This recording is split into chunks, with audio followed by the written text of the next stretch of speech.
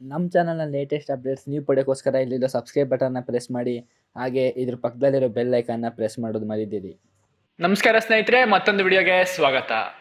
ಈ tick talk app ban ಆಗಿರೋದನ್ನ ಕೇಳಿ ತುಂಬಾ ಜನಕ್ಕೆ ಲಡ್ಡು ಬಂದು ಬಾಯಿಗೆ ಬಿತ್ತ ಅನ್ನೋ ರೀತಿಯಲ್ಲೇ ಖುಷಿಯಾಗಿದೆ. ಅದರಲ್ಲಿ ನಾನು ಒಬ್ಬನೇ. ಸೊ ಈ ಖುಷಿ ಎಷ್ಟು ದಿನದವರೆಗೂ ಇರುತ್ತೋ ಗೊತ್ತಿಲ್ಲ.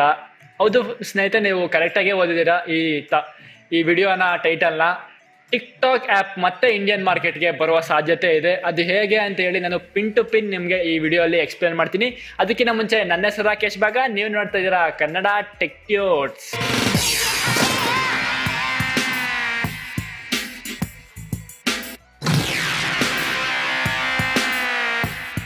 ನಾನು ಹಿಂದಿನ ವಿಡಿಯೋಲ್ಲೇ ಹೇಳಿದ್ದೆ, ಈ ಟಿಕ್ ಟಾಕ್ ಮತ್ತೆ ಇನ್ನಿತರ 58 ಅಪ್ಲಿಕೇಶನ್ಗಳನ್ನ, ಚೈನೀಸ್ ಅಪ್ಲಿಕೇಶನ್ಗಳನ್ನು ನಮ್ಮ ಇಂಡಿಯಾದಲ್ಲಿ ಬ್ಯಾನ್ ಮಾಡೋದಕ್ಕೆ ರೀಸನ್ ಏನು ಕೊಟ್ಟಿದ್ದಾರೆ ಅಂತ ಹೇಳಿದ್ರೆ, ನಮ್ಮ ಇಂಡಿಯನ್ ಸೈಬರ್ ಸ್ಪೇಸ್ ಅನ್ನು ಸೆಕ್ಯೂರ್ ಆಗಿ ಇಡಲಿಕ್ಕೆ, ಮತ್ತೆ ನಮ್ಮ ಭಾರತೀಯರನ್ನು ಪ್ರೊಫೈಲಿಂಗ್ ಇಂದ ಕಾಪಾಡೋದಕ್ಕೆ, ಅವರ ಪ್ರೈವಸಿಗೆ ಧಕ್ಕೆ ಉಂಟು ಮಾಡೋದನ್ನ ನಿಲ್ಲಿಸೋದಕ್ಕೆ. ಧಕ್ಕೆ ಉಂಟು ಮಾಡ್ತಾ ಇದ್ದಾವೆ ಈ ಅಪ್ಲಿಕೇಶನ್, ಅದನ್ನ ತಡೆಯೋದಕ್ಕೋಸ್ಕರ ಈ ಮೂವ್ ಮಾಡಿದ್ದೀವಿ ಅಂತ ಹೇಳಿ. ಬಟ್ ನಮಗೆ ಗೊತ್ತಿದೆ ಇದಕ್ಕೆ ಟ್ರಿಗರ್ ಮಾಡಿರೋ ಪಾಯಿಂಟ್ ಯಾವುದು ಅಂತ ಹೇಳಿದ್ರೆ, ರೀಸೆಂಟ್ ಆಗಿ ನಡೆದ ಇಂಡಿಯಾ ಮತ್ತೆ ಚೈನಾ ಬಾರ್ಡರ್ ಅಲ್ಲಿ ನಡೆದಿರುವ ಇನ್ಸಿಡೆಂಟ್ ಅಂತಾನೆ ಹೇಳಬಹುದು. ಸೊ ಇದು ಇಲ್ಲಿಗಿರ್ಲಿ. ಹಾಗಾದ್ರೆ ಟಿಕ್ ಟಾಕ್ ಮತ್ತೆ ಯಾವ ರೀತಿ ವಾಪಸ್ ಬರಬಹುದು ಅಂತ ನೋಡೋದಾದ್ರೆ, ಸೊ ಈಗಾಗಲೇ ಟಿಕ್ ಟಾಕ್ ನ ಇಂಡಿಯನ್ ಕೌನ್ಸಿಲ್ ಬೋರ್ಡ್ ಮೆಂಬರ್ಗಳು ನಮ್ಮ ಗೌರ್ಮೆಂಟ್ ನ ಅಪ್ರೋಚ್ ಆಗಿದ್ದಾರೆ. ಟಿಕ್ ಟಾಕ್ ಅಲ್ಲಿ ಡಾಟಾ ಸೆಕ್ಯೂರಿಟಿಗೆ ಧಕ್ಕೆ ತರುವಂತಹ ಅಂಶ ಏನಿದೆ, ಯಾವ ಕಾರಣಕ್ಕೋಸ್ಕರ ನೀವು ಬ್ಯಾನ್ ಮಾಡಿದ್ದೀರಾ ಟಿಕ್ ಟಾಕ್ ನ ಭಾರತದಲ್ಲಿ ಅಂತೇಳಿ, ಇದಕ್ಕೋಸ್ಕರ ಇಂಡಿಯನ್ ಗೌರ್ಮೆಂಟ್ ಒಂದು ಪೊಟೆನ್ಷಿಯಲ್ ಆಗಿರೋ ರೀಸನ್ ನ ಕೊಡ್ಬೇಕಾಗುತ್ತೆ ಬ್ಯಾನ್ ಮಾಡ್ಲಿಕ್ಕೆ. ಆದ್ರೆ ಈ ರೀಸನ್ ಕೊಡೋದು ಅಷ್ಟು ಸುಲಭ ಅಲ್ಲ. ಯಾಕೆ ಹೇಳ್ತಾ ಇದ್ದೀನಿ ಅಂದ್ರೆ, ರೀಸೆಂಟ್ ಆಗಿ ಅಮೆರಿಕನ್ ಗೌರ್ಮೆಂಟ್ ಸಹ ಟಿಕ್ ಟಾಕ್ ನ ಬ್ಯಾನ್ ಮಾಡಬೇಕು ಅಂತ ಹೇಳಿ ಟಿಕ್ ಟಾಕ್ ಮೇಲೆ ಒಂದು ಇನ್ವೆಸ್ಟಿಗೇಷನ್ ಸಹ ನಡೆಸ್ತು ವೈಟ್ ಹ್ಯಾಕರ್ಗಳ ಮೂಲಕ. ಈ ಟಿಕ್ ಟಾಕ್ ಅಲ್ಲಿ ಇರುವ ಲೂಪ್ ಹೋಲ್ಗಳನ್ನ ಕಂಡಿರೋದಕ್ಕೆ. ಮೇಜರ್ ಆಗಿ ಇರುವ ಲೂಪ್ ಹೋಲ್ಗಳು ಸಿಗಲಿಲ್ಲ ಇವರಿಗೆ, ಬಟ್ ಮೈನರ್ ಆಗಿ ಇರುವ ಲೂಪ್ ಹೋಲ್ಗಳು ಏನೇನು ಇದು ಅಂತ ಹೇಳೋದಾದ್ರೆ, ಒಂದು ಟಿಕ್ ಟಾಕ್ ನಾವು ಸೇವ್ ಮಾಡ್ಕೊಳ್ಳುವ ಡಾಟಾ ಸಹ ಅದು ರೀಡ್ ಮಾಡಬಲ್ದು. ಅಂದ್ರೆ ಈಗ ನಾವೇನಾದ್ರೂ ಲಿಂಕ್ಸ್ ಗಳನ್ನ ಸೇವ್ ಮಾಡಿರ್ತೀವಿ ಕ್ಲಿಪ್ ಬೋರ್ಡ್ಗೆ, ಅಥವಾ ಬೇರೆ ಟೆಕ್ಸ್ಟ್ ಗಳನ್ನ ಸೇವ್ ಮಾಡಿರ್ತೀವಲ್ಲ, ಆ ಟೆಕ್ಸ್ಟ್ ಸಹ ಇದು ರೀಡ್ ಮಾಡೋ ಕೆಪಾಸಿಟಿ ಇದಕ್ಕಿದೆ.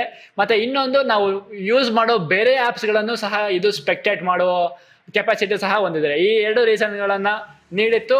ಬಟ್ ಈ ರೀಸನ್ ಗಳನ್ನು ಕೊಟ್ಟಿದ್ರು ಅಮೆರಿಕನ್ ಗವರ್ನಮೆಂಟ್ ಇದನ್ನ ಬ್ಯಾನ್ ಮಾಡ್ಲಿಕ್ಕೆ ಆಗ್ಲಿಲ್ಲ. ಯಾಕಂದ್ರೆ ಈ ಎರಡು ಅಂಶಗಳನ್ನ ಅಪ್ಲಿಕೇಶನ್ಗಳಿಂದ, ಟಿಕ್ ಟಾಕ್ ಅಪ್ಲಿಕೇಶನ್ ಇಂದ ತೆಗೆದು ಮತ್ತೆ ಲಾಂಚ್ ಮಾಡ್ತೀವಿ ಅಂತ ಕೇಳೋದಕ್ಕೆ ಅದಕ್ಕೆ ಪರ್ಮಿಷನ್ ಕೊಟ್ಟರು. Of course American government military person ಗಳ ಮೇಲೆ ಒಂದು ನಿರ್ಬಂಧ ಇರಿದೆ, ಟಿಕ್ ಟಾಕ್ ಆಪ್ ನ ಗೌರ್ಮೆಂಟ್ ಇಶ್ಯೂಡ್ ಫೋನ್ಸ್ ಗಳಲ್ಲಿ ಇನ್ಸ್ಟಾಲ್ ಮಾಡೋಗಿಲ್ಲ ಅಂತ. ಏನು ಇದ್ರ ರೀಸನ್ ಅಂತ ಹೇಳಿದ್ರೆ, ಈ ಯೂಸರ್ಗಳ ಡಾಟಾನ ಚೈನೀಸ್ ಗೌರ್ಮೆಂಟ್ಗೆ ರವಾನಿಸ್ತಾ ಇದ್ದಾವೆ ಈ ಆ್ಯಪ್ಗಳು, ಮತ್ತೆ ಸಾಧ್ಯತೆ ಸಹ ಇದೆ ರವಾನಿಸಲಿಕ್ಕೆ ಅಂತೇಳಿ ರೀಸನ್ ಕೊಟ್ಟಿದ್ದಾರೆ. ಸೊ ಇದಕ್ಕೆ ರೆಸ್ಪಾಂಡ್ ಮಾಡಿರುವ ಟಿಕ್ ಟಾಕ್, ಈ ಎಲ್ಲಾ ಯೂಸರ್ಗಳ ಡಾಟಾನು ಅಮೆರಿಕಾದಲ್ಲಿರುವ ಡಾಟಾ ಸೆಂಟರ್ಗಳಲ್ಲೇ ಸ್ಟೋರ್ ಆಗುತ್ತೆ. ಒಂದೇ ಒಂದು ವ್ಯಕ್ತಿಯ ಇನ್ಫಾರ್ಮೇಶನ್ ಸಹ ಚೈನಾ ಗೌರ್ಮೆಂಟ್ಗೆ ಸಿಗುವ ಸಾಧ್ಯತೆನೇ ಇಲ್ಲ. ಬ್ಯಾಕಪ್ಗೋಸ್ಕರ ಮಾತ್ರ ಸಿಂಗಾಪುರಲ್ಲಿ ಒಂದು ಡಾಟಾ ಸೆಂಟರ್ ಅಲ್ಲಿ ಈ ಇನ್ಫಾರ್ಮೇಶನ್ ಸಹ ಸ್ಟೋರ್ ಮಾಡಿರ್ತೀವಿ ಅಂತ. ಇದಕ್ಕೋಸ್ಕರ ಇಂಡಿಯನ್ ಗೌರ್ಮೆಂಟ್ ಹಾಗೂ ಜಪಾನೀಸ್ ಗೌರ್ಮೆಂಟ್ ಸಹ ಪ್ರಶ್ನೆ ಮಾಡಿದ್ರು, ಈ ಯೂಸರ್ ಡಾಟಾನ ಎಲ್ಲೆಲ್ಲಿ ನೀವು ಕಳಿಸ್ತಾ ಇದ್ದೀರಾ ಅಂತೇಳಿ. ಆದ್ರಿಂದ ಇವರು ಇಂಡಿಯಾದಲ್ಲೂ ಸಹ ಒಂದು ಡಾಟಾ ಸೆಂಟರ್ನ ಓಪನ್ ಮಾಡ್ಲಿಕ್ಕೆ ಸ್ಟಾರ್ಟ್ ಮಾಡಿದ್ರು. ಬಟ್ ಈಗ ಬ್ಯಾನ್ ಅಂತೂ ಆಗಿದೆ ಟಿಕ್ ಟಾಕ್. ಸೊ ಆದ್ರಿಂದ ಈಗ ಇಂಡಿಯನ್ ಗೌರ್ಮೆಂಟ್ ಯಾವುದೇ ತರ ರೀಸನ್ ಕೊಟ್ಟರು, ಆ ರೀಸನ್ಗೆ ಸರಿಯಾಗಿ ಅವರು ಆ ಆ್ಯಪ್ ನ ರಿಸ್ಟ್ರಿಕ್ಟ್ ಮಾಡಿಕೊಂಡು ಮತ್ತೆ ಲಾಂಚ್ ಮಾಡುವ ಸಾಧ್ಯತೆ ಸಹ ಇದೆ, ಇಂಡಿಯನ್ ಗೌರ್ಮೆಂಟ್ ಆದೇಶ ಪಡ್ಕೊಂಡು. ಮತ್ತೆ ಇದು ಈಗ ಸಾಧ್ಯ ಇಲ್ಲದೆ ಇರಬಹುದು, ಯಾಕಂದ್ರೆ ಈಗ ಸ್ವಲ್ಪ ಸಿಚುವೇಶನ್ ಹೀಟ್ ಆಗಿದೆ. ಬಟ್ ಸ್ವಲ್ಪ ದಿನ ಕಳೆದ ಮೇಲೆ, ಇದೆಲ್ಲ ತಣ್ಣಗಾದ ಮೇಲೆ, ಮತ್ತೆ ಇಂಡಿಯಾ ಮತ್ತೆ ಚೈನಾ ಮಧ್ಯೆ ಟ್ರೇಡ್ ಅಗ್ರಿಮೆಂಟ್ಸ್ಗಳು ಸ್ಟಾರ್ಟ್ ಆದಾಗ, ಚೈನೀಸ್ ಗೌರ್ಮೆಂಟ್ ಏನಾದರೂ ರಿಕ್ವೆಸ್ಟ್ ಮಾಡ್ಕೊಂಡ್ರೆ ಈ ಎಲ್ಲ ಆ್ಯಪ್ಗಳನ್ನು ಮತ್ತೆ ಇಂಡಿಯನ್ ಮಾರ್ಕೆಟ್ ಅಲ್ಲಿ ವಾಪಸ್ ಬರ್ಲಿಕ್ಕೆ ಬಿಡಿ ಅಂತ, ಆಗ ವಾಪಸ್ ಟಿಕ್ ಟಾಕ್ ಸಹ ಬರೋ ಸಾಧ್ಯತೆ ಅಂತೂ ಇದೆ. ಇನ್ನೊಂದು ವಿಷಯ, ನಾನು ಯಾವುದೇ ರೀತಿ ಟಿಕ್ ಟಾಕ್ ಇಂದ ತೊಂದರೆ ಇಲ್ಲ ಅಂತ ಹೇಳ್ತಾ ಇಲ್ಲ. ಯಾಕಂದ್ರೆ ಇಂಡಿಯಾ ಮತ್ತೆ ಚೈನಾ ಮಧ್ಯೆ ಏನಾದ್ರು ವಾರ್ ಟೆನ್ಷನ್ ಏನಾದ್ರು ಕ್ರಿಯೇಟ್ ಆದ್ರೆ, ಇದು ಯಾವುದೇ ಸರ್ವರ್ ಅಲ್ಲಿ ಯಾವುದೇ ಒಂದು ಡಾಟಾ ಸೆಂಟರ್ ಅಲ್ಲಿ ಸ್ಟೋರ್ ಮಾಡಿರೋ ಡಾಟಾನ ಚೈನೀಸ್ ಗೌರ್ಮೆಂಟ್ಗೆ ರವಾನಿಸೋ ಸಾಧ್ಯತೆ ಸಹ ಇದೆ. ಸೊ ನಮ್ಮ ಡಾಟಾ ಎಲ್ಲ ಚೈನೀಸ್ ಗೌರ್ಮೆಂಟ್ಗೆ ಸಿಗೋ ಹಾಗೆ ಮಾಡೋ ಸಾಧ್ಯತೆ ಸಹ ಇದೆ. ಅದರಿಂದ ಚೈನಾ ಆ್ಯಪ್ಗಳನ್ನು ಎಲ್ಲಾನು ಬ್ಯಾನ್ ಮಾಡೋದೇ ಸೂಕ್ತ ಅಂತಾನೆ ಹೇಳ್ಬಹುದು. ಇನ್ನು ಟಿಕ್ ಟಾಕ್ ಬಗ್ಗೆ ಮಾತಾಡೋದಾದ್ರೆ, ಟಿಕ್ ಟಾಕ್ ನ ಪೇರೆಂಟ್ ಕಂಪನಿ ಬಂದ್ಬಿಟ್ಟು ಒಂದು ಚೈನೀಸ್ ಕಂಪನಿ ಬೈಟ್ ಡ್ಯಾನ್ಸ್ ಅಂತ ಹೇಳಿ. ಇದ್ರದ್ದು ನೆಟ್ವರ್ತ್ ಬಂದ್ಬಿಟ್ಟು ಸುಮಾರು $75 ಬಿಲಿಯನ್. ಇದನ್ನ ಇಂಡಿಯನ್ ರುಪೀಸ್ ಅಲ್ಲಿ ಹೇಳ್ಬೇಕಂದ್ರೆ ಲಕ್ಷ ಕೋಟಿಗಳಾಗ್ತದೆ, ಸುಮಾರು ಲಕ್ಷ ಕೋಟಿಗಳಾಗ್ತವೆ.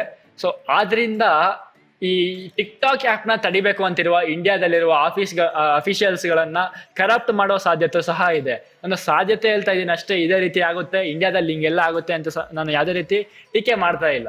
ಈ ವಿಷಯನ ಯಾಕೆ ಹೇಳಿದೆ ಅಂತ ಹೇಳಿದ್ರೆ, ಸಾವಿರಾರು ಕೋಟಿ ನುಂಗಾಕಿರೋ ವಿಜಯ ಮಲ್ಯ ಇಂಗ್ಲೆಂಡ್ ಅಲ್ಲಿ ಇದೇನೆ ಅಂತ ಗೊತ್ತಿದ್ರು ವಾಪಸ್ ಹಿಡ್ಕೊಬರಕ್ ಆಗ್ತಾ ಇಲ್ಲ ಅಂದ್ರೆ ಇನ್ನ ಟಿಕ್ ಟಾಕ್ ವಾಪಸ್ ತರಿಸೋದು ಯಾವ ಲೆಕ್ಕ ಹೇಳಿ ನಮ್ಮ ಇಂಡಿಯಾದಲ್ಲಿ.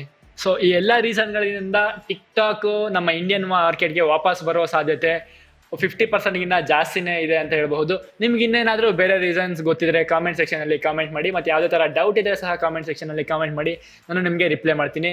ಇನ್ನೊಂದು ವಿಷಯ, ನಿಮ್ಗೆ ಯಾವುದೇ ತರ ಡೌಟ್ ಪರ್ಸನಲ್ ಆಗಿ ಏನಾದ್ರು ಕೇಳಬೇಕು ಅಂತ ಹೇಳಿದ್ರೆ ಡೌಟ್ಸು ನಮ್ಮ ಇನ್ಸ್ಟಾಗ್ರಾಮ್ ಅಲ್ಲಿ ನಮಗೆ ಮೆಸೇಜ್ ಮಾಡಬಹುದು, ನಾನು ಖಂಡಿತ ರಿಪ್ಲೈ ಮಾಡ್ತೀನಿ. ನಮ್ಮ ಚಾನಲ್ನ ಸಬ್ಸ್ಕ್ರೈಬ್ ಮಾಡೋದು ಮಾತ್ರ ಮರಿಬೇಡಿ. ಮತ್ತೆ ಈ ವಿಡಿಯೋನ ಲೈಕ್ ಮಾಡಿ, ಶೇರ್ ಮಾಡಿ, ಮತ್ತೆ thanks for watching. Keep watching Kannada tech ಟ್ಯೂಟ್ಸ್.